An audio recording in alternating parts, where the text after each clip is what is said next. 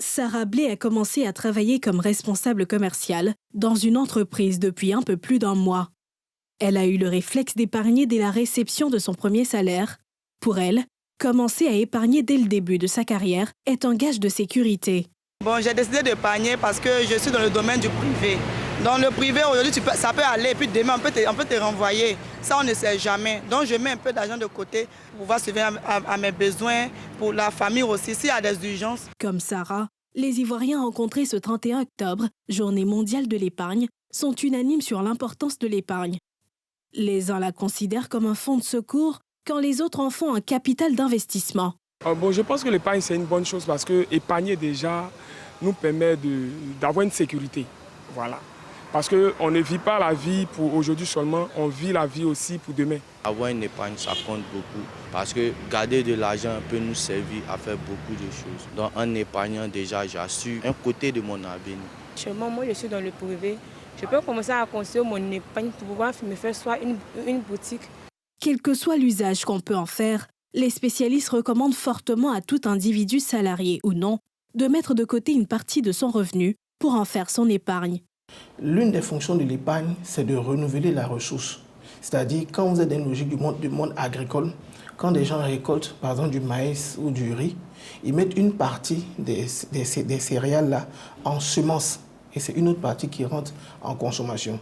Donc, l'épargne, ce n'est pas je mets de côté quand il y en a ou quand il y en a plus. C'est le principe qui te permet de renouveler la ressource. Si tu ne sèmes pas, tu ne vas pas récolter et donc tu seras toujours dans la même situation. Une épargne qui se décline sous plusieurs formes et dont la constitution peut se faire selon plusieurs méthodes. On a quand même un accord entre 10 et 20% en fonction des écoles de pensée. Donc si je veux épargner, je vais me trouver entre 10 et 20%. Donc quand j'ai par exemple 100 000, ça veut dire entre 10 000 et 20 000. Donc toute personne doit avoir ce qu'on appelle une épargne de précaution, aussi appelée fonds d'urgence. Cette épargne correspond à 3 à 6 mois de salaire et elle doit être disponible sur un compte liquide, c'est-à-dire un compte qui n'est pas bloqué. La deuxième épargne, c'est quoi? C'est l'épargne projet. C'est elle qui est la plus connue.